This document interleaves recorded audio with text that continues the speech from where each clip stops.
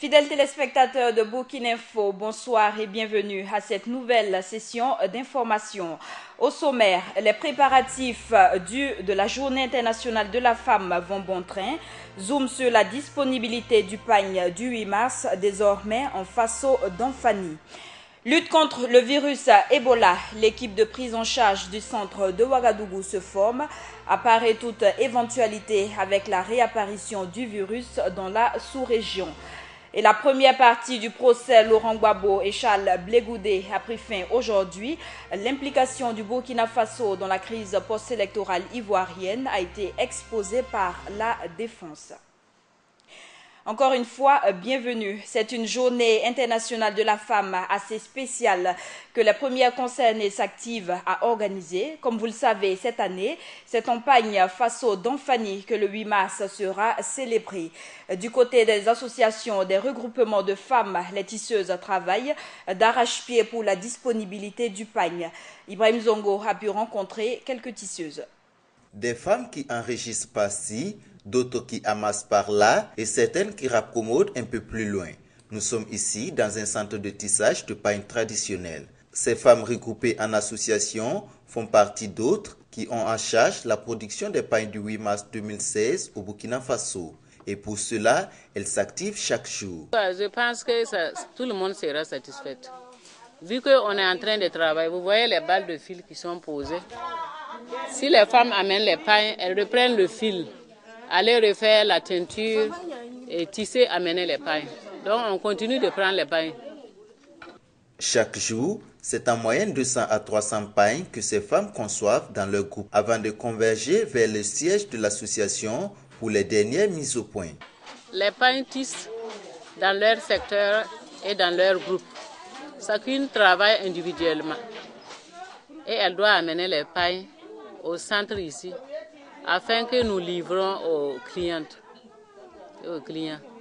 Mais là, les pagnes sont soumis à un test de qualité avant d'être acceptés. Les pagnes amenées, nous on réceptionne, on regarde si ça se déteint ou bien ça ne se déteint pas. On lave, on enlève un échantillon lavé voir si ça ne se déteint pas. Après on paye la tisseuse et on appelle le sérigraphe qui va venir prendre les pagnes, aller mettre les logos. 6 000 francs, voici le prix d'un pagne, prix que certains clients jugent élevé par rapport à ceux des années précédentes. Mais pour les tisseuses, il y a une bonne raison de maintenir le prix ainsi. Nous, on voulait diminuer le prix, mais le fil coûte cher.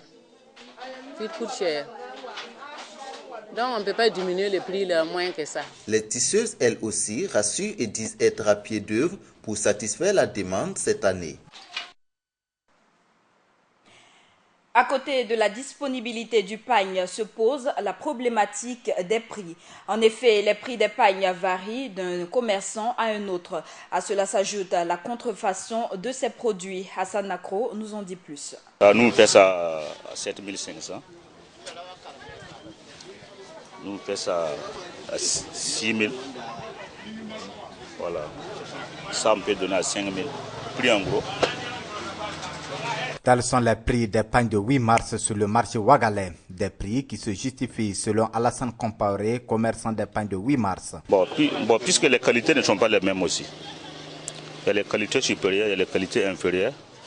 Et par exemple, ces pagnes-là, ça c'est les pagnes officiels. C'est ça les pagnes officiels qu'on a utilisés pour faire le 8 mars là. Mais comme ces pagnes-là, ce n'est pas les pagnes officielles. On a instauré le cachet là seulement, le tampon de 8 mars là sur le pagne pour pouvoir vendre. Mais au moins le prix est moins cher par rapport aux pagnes officielles. Si Alassane Compaoré a donné un prix fixe de ces pagnes, d'autres commerçants comme Jean-Michel Tapsoba, également vendeur de pagnes de 8 mars, préfèrent marchander. Comme c'est un marché africain, ici nous on aime discuter. Hein. Voilà, on te dit le prix, maintenant on essaie de marchander. Il y a d'autres qui le payent à 8 000, il y a d'autres qui le payent à 7 500, il y a d'autres qui le payent à 7 000 aussi. Voilà, même si on te dit 11 000 ou 9 000, même si tu payes à 9 000, on prend aussi l'argent aussi. Hein. Comme c'est pas dans un supermarché comme ça, il n'y a pas de prix fixe quoi. Pour le moment, le marché, c'est un peu naze parce que on ne sent pas d'abord la chose comme ça quoi. Parce qu'on dirait que les gens ne s'intéressent pas. Comme ils sont habitués tout le temps au pain, les 3 pièces là. Même si l'objectif de ce choix est de valoriser la tenue vestimentaire locale, force est de reconnaître que des pagnes contrefaites seraient sur le marché pour concurrencer la production locale. Pourtant, le gouvernement de la transition, en adoptant une telle initiative le 2 septembre 2015, avait comme objectif de valoriser la tenue locale et faire barrière à l'importation. Autre information, la série d'incendies observés durant les semaines dernières ont montré le manque criard de matériel à la Brigade nationale des sapeurs-pompiers. Malgré leur volonté et leur détermination, les soldats du feu ont souvent eu du mal à venir à bout des flammes. La raison, le manque de matériel. Plus de détails avec Cheikh Omar Bandogo. Toujours prêts quand on a besoin de leur service. Des hommes et des femmes qui risquent leur vie pour sauver celle des autres. Leur service est un sacerdoce qu'ils accomplissent avec la plus grande fierté. Si la volonté de bien faire est la première chose remarquable chez les sapeurs-pompiers, ces personnes, quand elles doivent accomplir leur mission de soldats du feu, sont confrontées à certaines difficultés. Le 20 janvier dernier, les sapeurs-pompiers ont eu des difficultés à contrôler les feux d'un incendie de camion au quartier Kalgondé de la ville de Ouagadougou. Très réactifs à l'appel au secours, ils ne pourront pas maîtriser les flammes d'un seul trait. Mais le temps que les sapeurs-pompiers n'arrivent, ils n'ont pas mis du temps. Sincèrement, ça n'a pas dépassé 15 minutes. Les sapeurs sont venus, mais il y avait un manque d'eau. Ils étaient obligés d'appeler un citerne d'eau. Et le temps de remplir leur réservoir, il y a 2 têtes de camion qui a pris ensuite. Et une 3e a pris et une 4e aussi a failli prendre. Mais avec leur combat, ils ont réussi à maîtriser le feu pour que ça ne passe pas au niveau des calcéries. Donc ça a touché que les têtes, mais c'était vraiment du grand feu. Le pire donc aura été évité, mais une question essentielle subsiste, l'absence du matériel mis à la disposition des soldats du feu. Et cela, ce ne sont pas les hommes de la Brigade nationale des sapeurs-pompiers qui diront le contraire. Ils ne disposent pas d'une grande capacité de stockage d'eau à utiliser en cas d'incendie. Le citoyen lambda pourra par ailleurs constater l'insuffisance de points stratégiques de ravitaillement dans la ville. La tâche abattue est grande et les difficultés encore plus. Une situation qui révèle la nécessité d'ajouter à la volonté des hommes du matériel pour la concrétiser. Car sans de quoi faire, la volonté ne peut être que de 20 mots.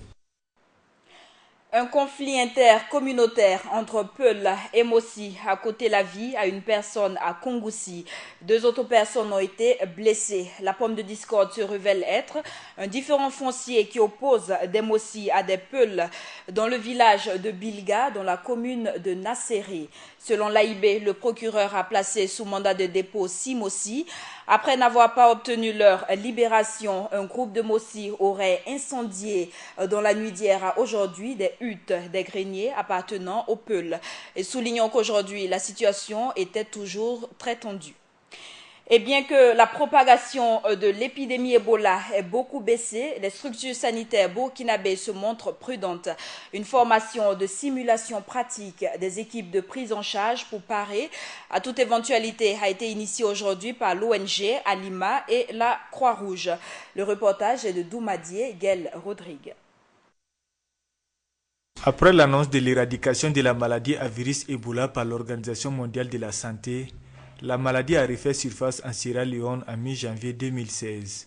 Le Burkina Faso faisant partie des 15 pays désignés comme prioritaires dans la lutte et la riposte du virus, une formation d'une équipe de prise en charge du centre de traitement de la maladie de Ouagadougou a été initiée. Donc le plan de préparation et de riposte à cette épidémie, cette éventualité qui a été élaborée au Burkina continue d'être mise en œuvre.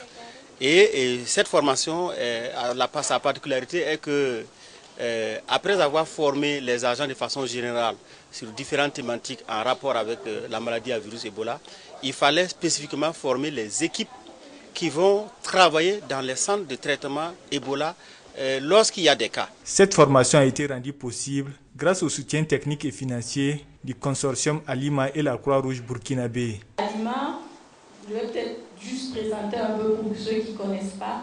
C'est un sigle qui signifie Alliance for International Medical Action ou Alliance pour l'Action Médicale Internationale, qui est une ONG médicale internationale et qui a aussi une petite expérience dans la prise en charge de la maladie à virus Ebola en Guinée, a formé un consortium avec la Croix-Rouge burkinabé afin de fournir un appui technique au pays dans le cadre de son plan de préparation contre une éventuelle maladie à virus Ebola. Durant 4 jours, des aspects théoriques et pratiques de la prise en charge contre la maladie seront dispensés aux participants. Donc, cette formation va mettre l'accent sur le circuit du patient, parce que bon, ce n'est pas comme dans les services ordinaires ou bien dans le traitement des maladies ordinaires, parce que cette maladie est spéciale, en ce sens qu'il faut un circuit spécial pour les malades.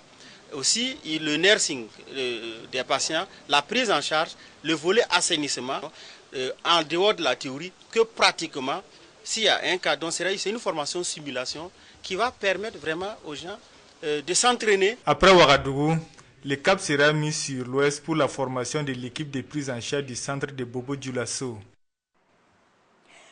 Poursuivons toujours en santé. Fini la rupture du stock de vaccins BCG. Il est désormais disponible dans les centres sanitaires. Le ministère de la Santé annonce avoir réceptionné le 31 janvier 2016 300 000 doses. Une quantité qui ne doit couvrir que des besoins de 3 mois. Une autre commande serait attendue courant février. Et le ministère de la Santé laisse entendre que cette situation ne concerne pas que le Burkina Faso. Le vaccin connaît une rupture sur le plan international depuis plusieurs mois. Autre actualité, le syndicat national des agents des impôts et des domaines juge insuffisante la loi portant répression et prévention de la corruption au Burkina. Les responsables de cette structure estiment qu'un accent particulier doit être mis sur la justice fiscale. Et pour sa part, ce syndicat entend lutter pour la mise en œuvre de l'impôt général sur le revenu, celle de l'impôt annuel sur les fortunes. Ibrahim Zongo pour plus de précisions.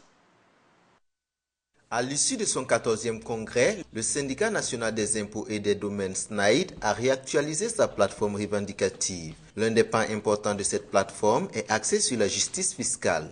Selon le secrétaire d'honneur du SNAID, la loi anticorruption votée par le Conseil national de la transition est insuffisante pour pallier l'incivisme fiscal. Le CNT a bien fait d'adopter la loi sur anticorruption, mais en plus, nous pensons au niveau donc du syndicat qu'il faut ajouter l'impôt général sur le revenu. Et nous avons mis ça dans notre plateforme qu'on va déposer auprès donc, du ministre de l'économie et des finances. Premièrement, c'est la mise en œuvre donc, de l'impôt général sur le revenu. Deuxièmement, c'est la mise en œuvre donc, de l'impôt annuel sur les fortunes. Et troisièmement, c'est la mise en œuvre donc, du cadastre fiscal. Vous voyez, si nous avons ces 3 éléments-là, ça permettrait en tout cas de pouvoir donc connaître le patrimoine donc des gens. En croix François Moïnga, la satisfaction de ce pan de la plateforme du SNAID permettra de mettre de la transparence dans la gestion des finances publiques. Chacun va déclarer en fin d'année l'ensemble de ses revenus pour être imposé donc à l'impôt. En ce moment-là, toutes les autorités, on va voir d'où est-ce que tout un chacun tire donc ses revenus. Cela va nous permettre donc de pouvoir savoir quelque part donc de pouvoir combattre un peu, j'allais dire donc l'enrichissement illicite. Parce que s'il y a un revenu donc qui apparaît donc dans votre déclaration, vous aurez à vous expliquer donc sur ce revenu.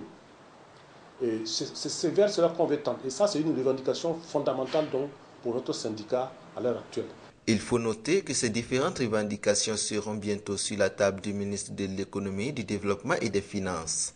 Et le syndicat se dit déterminé à faire aboutir ce projet afin de contribuer à l'établissement de la santé fiscale du Burkina Faso. Et au-delà de la question de la corruption se pose celle de l'insécurité à Ouagadougou. Même les bâtiments administratifs ne sont pas épargnés. On apprend que le tribunal de grande instance de Banfora a été cambriolé. Le procureur du Faso près le tribunal de grande instance de Banfora, Moussa Konaté, signale la disparition de sommes d'argent. À présent, direction Bobo Dioulasso, le parti burkinabé d'Étienne Traoré exprime sa reconnaissance aux habitants du Houé, un devoir qu'il a tenu à remplir bien que le parti n'ait obtenu aucun député à l'issue des législatives du 29 novembre 2015. Gilbert Sanou, tête de liste du Houé du Burkinabé, a remercié les chefs coutumiers de la ville. Il a été reçu par le chef des Bobos, le Bobo Mandaré. Josias Dabiré, reportage. Lors des élections couplées du 29 novembre 2015, le parti du professeur Étienne Traoré, le Burkinabé n'a malheureusement pas eu de lead dans la province du Houé. Mais cela n'a pas empêché le bureau de la section de la province à témoigner sa reconnaissance à ceux qui leur ont accordé les voix.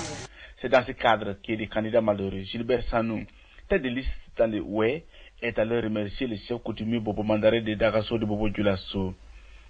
Nous sommes venus ici ce matin au nom du président du Burkina Iroua et de son vice-président Blaise Somé, Étienne Traoré, le président, pour venir dire merci à Dagasso.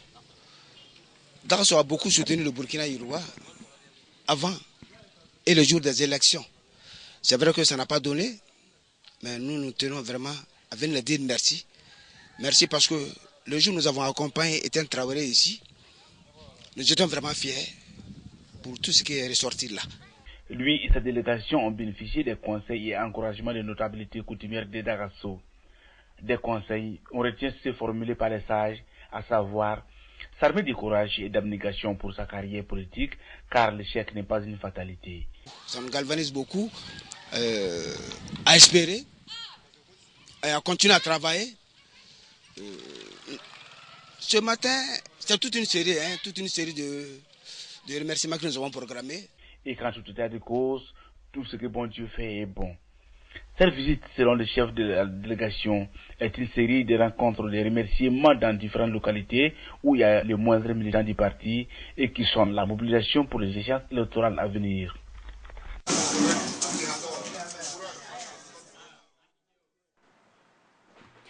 La suite de ce journal, les lauréats de la deuxième édition du prix Kobo du journalisme pour l'agriculture familiale ont été récompensés aujourd'hui. 2 vainqueurs ont été retenus dans 2 catégories différentes, celle de la radiodiffusion et la presse écrite et presse en ligne. Hassan Nakro y était. La deuxième édition du prix du journalisme pour l'agriculture familiale Kobo a rendu son verdict ce mardi 2 février 2016. Dans la catégorie radiodiffusion, c'est le candidat Wagoué Bakouan de la radio Manivelle de Dano qui a été sacré vainqueur avec son article Agriculture familiale. Mon magazine a traité de la question de l'accès des intrants aux producteurs. Voilà, je me suis tout simplement posé cette question. Est-ce que les intrants que le gouvernement donne chaque année, en tout cas s'investit à acheter chaque année, est-ce que ces intrants arrivent aux producteurs? Au cours de l'ensemble du magazine, la plupart des commerçants ont retenu que malheureusement, même si ces intrants arrivent là, ça vient très tard, donc ça ne leur profite pas. Dans la catégorie presse écrite et presse en ligne, le prix est revenu au blogueur Gaussou Nabaloum pour son article Changement climatique. Les éleveurs du Sahel payent le prix fort. Disons, pour moi, c'est déjà la reconnaissance du travail des éleveurs. On va dire ça comme ça parce que moi, je n'ai fait que raconter, rapporter ce qui se passe dans la réalité. Donc, je suis vraiment, on va dire, content de savoir que ce prix va contribuer d'une façon ou d'une autre à apporter de la lumière sur ces problèmes-là que les éleveurs vivent. Quant aux œuvres en compétition pour le prix de la catégorie télévision, elles ont été déclassées par le jury parce que ne répondant pas aux critères. Les différents lauréats sont répartis chacun avec un trophée, une attestation et un chèque de 500 000 francs CFA. Pour le directeur payé de l'ONG Oxfam, ce concours vise à faire la promotion de l'agriculture familiale. Le son répond aux soucis d'Oxfam. Ces partenaires alliés engagés dans la campagne Cultivons à contribuer à la promotion de l'agriculture familiale. C'est ouvert à l'ensemble des journalistes. En se référant au terme de référence, je crois que chaque journaliste peut faire des productions qui puissent répondre aux attentes des membres partenaires alliés de la campagne.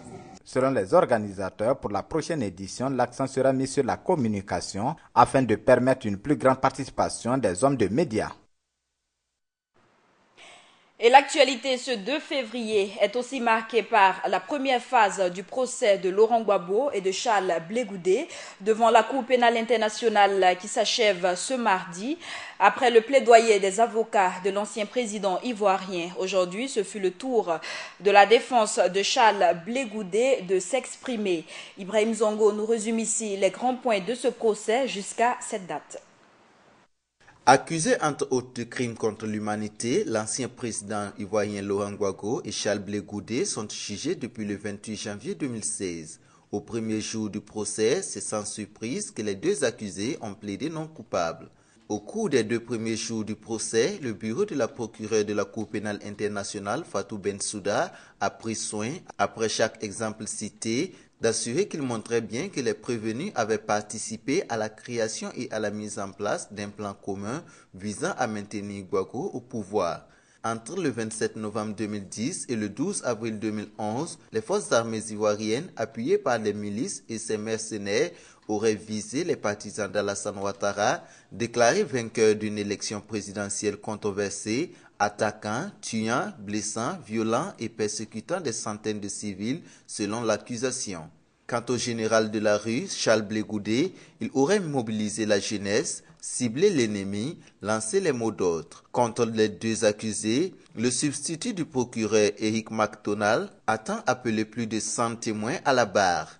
Ils déposeront notamment sur les 5 faits retenus par l'accusation la répression d'une marche vers la radio-télévision ivoirienne, d'une manifestation dans le quartier populaire d'Abobo, puis son bombardement et des tueries commises à Yopougon. Au 3e jour du procès, la parole a été donnée à la défense pour dévoiler les grandes lignes de sa stratégie. Les avocats de Laurent Gbagbo soutiennent la thèse de la préméditation, mais affirment qu'elle viendrait plutôt de l'actuel président ivoirien Alassane Ouattara. Remettant en cause les accusations de leurs clients, les avocats ont développé une autre vision de la crise ivoirienne. Une autre version des faits dans laquelle la France et le Burkina Faso sont pointés du doigt pour avoir joué un rôle majeur dans la crise. Le procès est loin d'être terminé et des centaines de témoins sont attendus à la barre. En rappel, Laurent Gbagbo et Charles Blé Goudé sont accusés de crimes contre l'humanité dans la crise ivoirienne post-électorale de 2010 à 2011 qui a fait plus de 3000 morts selon l'ONU. Au cours de ce procès historique très médiatisé, la défense des deux accusés a pointé du doigt le rôle de la France et du Burkina Faso dans la crise post-électorale en Côte d'Ivoire. L'ancien président burkinabé Blaise Compaoré a même été qualifié, je cite, de déstabilisateur de la sous-région par Charles Blé Goudé. Et les noms des généraux Charles Blé Goudé, plutôt Gilbert Diendéré et Yacouba Isaac Zida ont même été cités durant ce procès. Le récit est d'Ibrahim Zongo. Débuté le 28 janvier 2016, le procès de l'ex-président ivoirien Laurent Gbagbo et de son ministre de la rue Charles Blé Goudé suit son cours à la Cour pénale internationale. Au 3e jour du procès, le 1er février, la parole était à la défense de l'ex-président ivoirien qui n'a pas manqué de pointer du doigt l'implication du Burkina Faso dans la crise ivoirienne avec des pièces à conviction.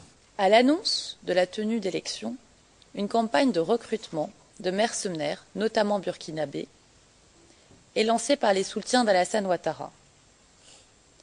Ils sont rassemblés au début de l'année 2010 au camp de Pau, au Burkina Faso, entraînés par des conseillers étrangers et sont équipés.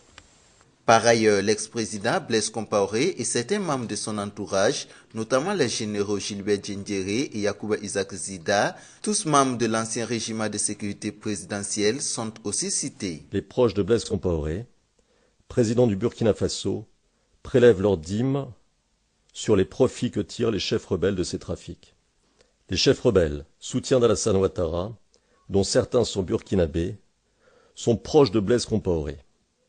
Les responsables du régiment de la sécurité présidentielle burkinabé, en particulier les généraux Diendéré et Zida, participent à l'exploitation du nord ivoirien.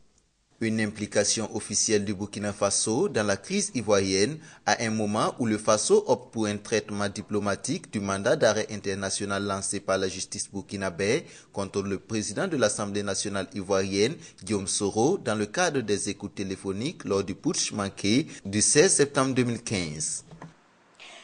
Et au cours du 26e sommet de l'Union africaine, les chefs d'État burkinabés et ivoiriens ont opté pour la résolution du mandat d'arrêt contre Guillaume Soro par voie diplomatique. Un recours qui implique de nombreux enjeux. Des précisions dans ce reportage d'Ibrahim Zongo. La voie diplomatique, c'est l'option proposée par le président ivoirien Alassane Ouattara à son homologue burkinabé pour résoudre les différends ivoiro-burkinabés concernant le mandat d'arrêt international émis contre Guillaume Soro. Option à laquelle le président Roch-Marc Christian Kaboré a adhéré. Selon Nathanaël Ouedraogo, ancien diplomate du Burkina Faso, c'est la voie qui permet de respecter la souveraineté dont jouissent les deux États sans pour autant faire ombrage à l'indépendance de la justice. Donc dans tous les cas, la coopération diplomatique a toujours été de mise. La preuve, c'est que le mandat d'arrêt a été transmis par notre ministère des Affaires étrangères aux autorités ivoiriennes. Donc ça veut dire qu'à partir de ce moment, la voie diplomatique en fait permet d'éviter un conflit sans remettre en cause l'aspect judiciaire de la question.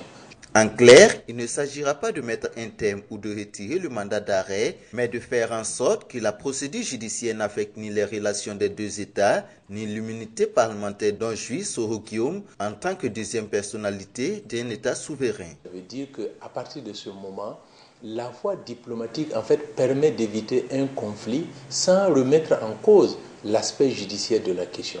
Je prends un exemple, il est arrivé parfois que nous puissions coopérer d'État en État en permettant par exemple qu'un juge burkinabé aille interroger par exemple une personnalité de haut niveau par exemple en Côte d'Ivoire ou même demander à un juge ivoirien d'entendre par exemple la personne incriminée ici, c'est à savoir le deuxième personnage de l'État ivoirien et de référer maintenant à ses confrères burkinabés ce qui a été dit au cours de cet interrogatoire. Même si la voie diplomatique n'est pas l'ultime recours, cet ancien diplomate reconnaît que ce soit la seule voie de sagesse que le président Kaboré puisse prendre.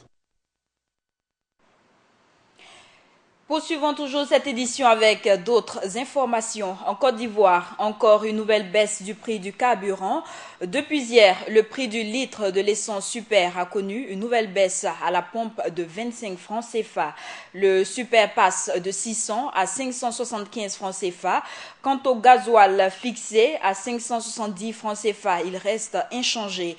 Et soulignons qu'une première réduction de 20 francs CFA avait été consentie par le gouvernement ivoirien. Le secrétaire général des Nations Unies pourrait s'impliquer personnellement dans la résolution de la crise burundaise. Face à l'échec de l'Union africaine, Ban Ki-moon pourrait se rendre au Burundi dans le courant du mois de février. L'organisation tient à montrer qu'elle reprend la main sur le dossier burundais. Bujumbura refuse toujours le déploiement d'une force de maintien de la paix au Burundi. Et la vitesse de propagation du virus Zika inquiète de plus en plus l'OMS. Les experts de l'Organisation mondiale de la santé réunis lundi à Genève ont qualifié l'épidémie de virus Zika, je cite, d'urgence de santé publique de portée mondiale. Et l'organisation juge également que le virus se propage de façon exponentielle. Nous soulignons qu'un demi-million de cas ont déjà été recensés au Brésil et le virus se propage rapidement dans le continent américain. 3 à 4 millions d'autres cas sont attendus cette semaine. Et toujours dans le cadre de la santé, le 4 février 2016, le monde entier va célébrer la journée mondiale de lutte contre le cancer du col de l'utérus. Au Burkina Faso, des associations militent pour l'éradication de ce mal et parmi elles l'association Kimi. Et c'est donc à ce propos que je reçois sur ce plateau la présidente de l'association Kimi, Madame Sikabella Kaboré, épouse du président Roch-Marc Christian Kaboré. Bonsoir et bienvenue sur ce plateau. Merci. Bonsoir Vanessa. Alors, l'association Kimi existe depuis février 2006, plus de 10 ans en faveur de la promotion de la santé et notamment dans le cadre de la lutte contre le cancer du col de l'utérus. À ce jour, quel bilan est-ce qu'on peut retenir ? Alors l'association existe précisément, comme vous l'avez dit, depuis décembre plutôt 2016. Et à ce jour, l'association a fait beaucoup de travail de terrain. C'est une association, comme vous l'avez dit, qui intervient dans le domaine de la prévention et de la santé et a choisi d'intervenir sur des maladies comme les cancers féminins. Aujourd'hui, on peut dire que le bilan est globalement positif. Nous avons sillonné le Burkina, d'est en ouest, du nord au sud, et on a essayé de porter le message de sensibilisation aux femmes pour leur dire que le dépistage est important, pour leur faire comprendre les avantages de se faire dépister de façon précoce. Parce que quand vous êtes dépisté à temps, vous pouvez être soigné correctement. Alors, à ce jour, est-ce qu'on peut toujours considérer le cancer du col de l'utérus comme étant une maladie silencieuse? Si, le cancer du col de l'utérus est toujours bien présent. Bien présent parce que les femmes, on essaye de toucher les femmes, mais malheureusement, le message ne peut pas aller vers toutes les femmes comme on l'aurait souhaité. Nous, au cours de nos campagnes, nous essayons de rencontrer les responsables d'associations, nous essayons de rencontrer des leaders d'opinion, nous portons notre parole vers toutes les personnes qui nous semblent aptes à propager l'information. Nous formons les prestataires sanitaires. Malheureusement, le message ne touche pas toutes les femmes. Ça, c'est d'un. Ensuite, de deux, la femme, vous savez que elle est sur le plan économique, elle est indépendante de l'homme. Et la décision d'aller vers le prestataire sanitaire, elle ne peut pas la prendre toute seule. C'est l'homme qui prend la décision pour elle. Ça également, c'est un obstacle. Et le pire maintenant, c'est que au moment où la femme finalement arrive à l'hôpital, elle arrive souvent dans des cas où c'est trop tard, on ne peut plus rien faire. Elle est condamnée.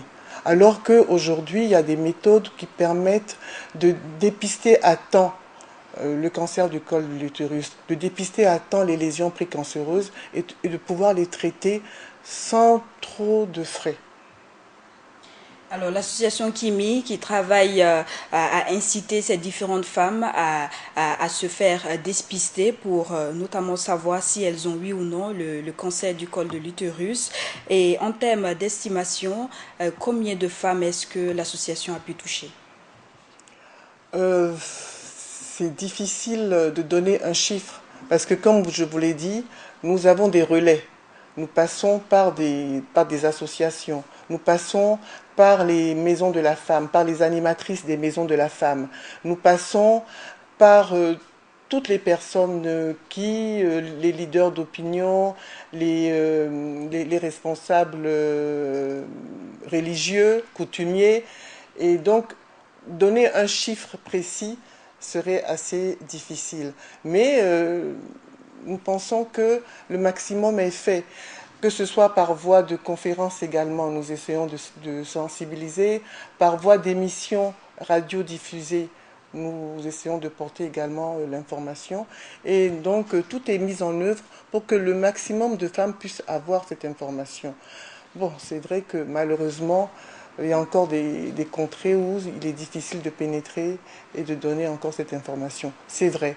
Et nous continuons à travailler pour que vraiment toutes les femmes, partout où elles sont, puissent avoir cette information. Vous savez que le cancer, c'est une maladie, comme vous l'avez dit, silencieuse. Elle ne choisit pas. Elle frappe partout.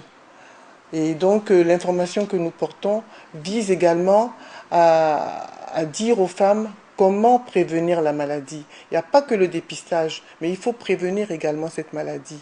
Et vous savez que aujourd'hui, le cancer du col de l'utérus est donné par un virus. Et c'est un virus qui est transmis lors des rapports sexuels. Et donc aujourd'hui, on tend à classer cette forme de cancer comme étant une maladie sexuellement transmissible. Et donc il y a un message également dans ce sens-là, dans le sens d'avoir une certaine hygiène de vie sur ce plan-là qui est porté aux femmes et aux jeunes filles. Aux femmes et aux jeunes filles, je précise. Alors, vous le disiez tantôt dans votre campagne, vous avez eu à rencontrer les différents leaders, notamment les chefs coutumiers. Est-ce qu'ils sont réceptifs à ce message ou quelles sont les difficultés que vous rencontrez? Mais généralement, vous savez, il n'y a pas de problème. Hein. Quand on va vers eux, ils sont attentifs au message qu'on leur porte. Maintenant, derrière nous, nous espérons que les choses se passent comme on le souhaite et qu'ils sont en mesure d'être des personnes à même d'obliger les époux à laisser les femmes aller vers les prestataires sanitaires quand il y a des problèmes. Voilà. C'est en cela que d'ailleurs nous allons vers ces leaders d'opinion-là, parce que nous pensons qu'ils sont à même de sensibiliser encore plus, de pouvoir donner du poing sur la table pour que les maris puissent laisser leurs femmes aller vers les prestataires sanitaires lorsqu'il y a un problème de santé. Alors, avec combien d'autres associations, l'association Kimi travaille pour atteindre ces objectifs? Alors, jusqu'à présent, nous travaillons essentiellement avec 4 associations. Mais l'association est ouverte. Hein. Nous sommes tout à fait ouvertes à tous les partenariats avec toutes les associations qui veulent bien se rapprocher. Parce que nous considérons que le cancer, c'est un combat qu'on ne peut pas mener tout seul. Plus on est nombreux, mieux c'est. Aujourd'hui, nous travaillons avec 4 associations essentiellement. Alors, il s'agit de l'AFAC. C'est l'association des femmes affectées et atteintes par le cancer. Donc c'est une association de personnes malades. Nous travaillons avec Espoir Cancer Féminin, qui est une association qui se trouve à Bobo. Nous travaillons également avec l'association contre les cancers infantiles, parce que le cancer également a un visage infantile. Il y a des enfants qui développent les cancers. Et nous travaillons avec une dernière association qui est l'association Solidarité contre le cancer. Voilà, c'est essentiellement avec ces 4 associations que nous travaillons au plan national. Au plan international, nous faisons partie de la LIAM. La LIAM, c'est l'Alliance des ligues africaines et méditerranéennes contre le cancer. Et nous faisons partie également, nous sommes également membres de l'Union internationale de lutte contre le cancer, qui est l'union au plan vraiment mondial de toutes les associations et personnes qui œuvrent contre le cancer. Alors, nous le disions tantôt, le 4 février, c'est la journée internationale de lutte contre le cancer. Quel message à l'endroit de ces différentes femmes qui nous suivent?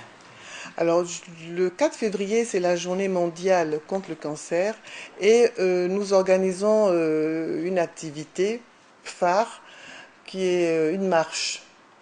Nous organisons une marche le 4, une marche pour aller depuis le ministère du Commerce jusqu'à la place de la Révolution pour remettre un message au ministère de la Santé, au ministre de la Santé. Nous considérons que il n'y a pas assez de choses de fait pour sensibiliser encore plus les femmes, pour les convaincre d'aller vers le dépistage et pour mettre à leur disposition les prestataires sanitaires à même de leur proposer le dépistage. Et donc à ce propos, nous avons un message que nous voulons porter au ministre de la Santé. Alors le 4 février, ce n'est pas seulement le cancer du col de l'utérus qui est concerné, c'est toutes les formes de cancer. Et vous savez qu'aujourd'hui, au Burkina, le cancer frappe. C'est un lourd fardeau qui touche tout le monde, qu'on soit riche, pauvre, de couche sociale ou non, zone rurale, zone urbaine, etc. Et il y a beaucoup à faire pour que la prise en charge du cancer puisse se faire localement ici au Burkina. Le Burkina paye très cher les évacuations qui sont liées au cancer. Et aujourd'hui, nous pensons que concrètement, des choses peuvent être faites pour réduire la charge économique que représente le cancer dans le budget de notre pays et en faire bénéficier le plus grand nombre de malades des plateaux techniques suffisants qu'on pourrait mettre en place ici au Burkina. Alors, au-delà d'être la présidente de l'association Kimi, vous êtes l'épouse du président du FASO, Roch-Marc Christian Kaboré. Est-ce que vous envisagez d'autres actions d'envergure en faveur de la promotion de la santé mère et fille? Alors oui, c'est vrai, depuis le 29 décembre que mon mari a été investi. Je suis donc l'épouse de Roch Kaboré, l'épouse du chef de l'État. Et à ce sujet, je sais qu'il y a beaucoup à faire. En tant que femme, je me sens investie d'une mission particulière vis-à-vis des femmes. Il s'agit pour moi principalement de travailler avec les femmes à leur autonomisation. C'est très important. C'est un grand thème. Il y a beaucoup d'autres actions qui ont déjà été mises en place par les régimes précédents que nous allons poursuivre. Je pense là précisément au problème de l'excision. Donc c'est quelque chose qu'on va continuer. Il y a également d'autres thèmes sur lesquels je pense qu'avec les femmes, on peut faire beaucoup de choses. Parce que vous savez que la femme, c'est quand même l'âme de la maison. Et avec les femmes, une fois qu'elles sont autonomes, une fois qu'elles peuvent prendre leur destinée en main, il y a beaucoup de choses beaucoup de plus qu'elles peuvent apporter dans leur foyer pour un meilleur cadre de vie dans la maison. Et à ce sujet-là, nous avons également des projets qui visent à améliorer l'environnement dans lequel nous vivons. Nous pensons le faire essentiellement avec les femmes également. Alors, on le sait, vous êtes resté aux côtés de votre époux durant son parcours politique, un long parcours politique d'ailleurs. Aujourd'hui, il est le président du FASO. Peut-on considérer cela comme une consécration d'une lutte commune? Mais vous l'avez dit, on était ensemble, on a commencé ensemble, on s'est battu ensemble, on est restés soudés. Et effectivement, je pense qu'aujourd'hui, on peut le prendre comme tel, comme une consécration commune. Je pense que c'est tout à fait normal. On a commencé ensemble et on reste en équipe. On continue ensemble.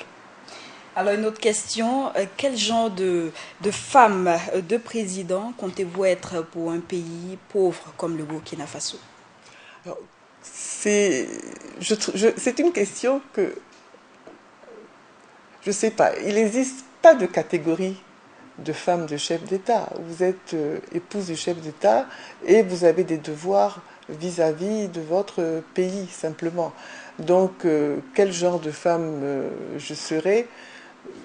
Bon, assez difficile de répondre à cette question, mais je me mets aux côtés de mon mari et mon devoir est de l'aider à accomplir son programme. Et en cela, je pense que je serai une femme engagée pour le meilleur devenir de tous les Burkinabés, les femmes et les jeunes filles, les enfants en particulier. Je ne sais pas si j'ai répondu à votre question, mais il n'y a pas de catégorisation à faire à ce niveau-là. Il y a beaucoup de choses à faire. Au Burkina, nous avons beaucoup de priorités et il faut prendre les tâches à bras-le-corps. Alors, le 15 janvier 2016, le Burkina qui a été meurtri par ces attaques terroristes. Alors, Madame Kaboré, quel message à l'endroit de ces différentes familles meurtries par ces attentats? Alors, je profite de votre micro, d'ailleurs, pour leur présenter encore une fois, pour leur réitérer toute ma sympathie et toutes mes sincères condoléances. Essentiellement surtout pour les familles qui ont perdu des membres.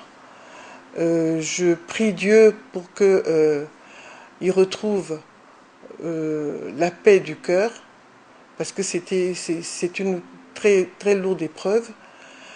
J'en profite également pour présenter mes vœux de prompt rétablissement à tous les blessés. Et je pense qu'aujourd'hui, il faut se battre, nous avons pris la mesure de ce qu'il y a à faire sur le plan de la sécurité, il faut se relever, il faut rester debout et aller de l'avant. On a perdu des vies humaines et il faut pouvoir leur rendre hommage. Et pour moi, le seul hommage à leur rendre, c'est justement se relever, rester digne et continuer le combat. Merci Madame Kaboré, nous sommes au thème de cet entretien. Merci beaucoup Vanessa. C'est la fin de cet entretien et je recevais pour vous Madame Bella Sika Kaboré. Elle est la présidente de l'association Kimi. Elle est également l'épouse du président du Faso Rockmark Christian Kaboré. Et le 4 février 2016, le monde entier va célébrer la journée mondiale de lutte contre le cancer.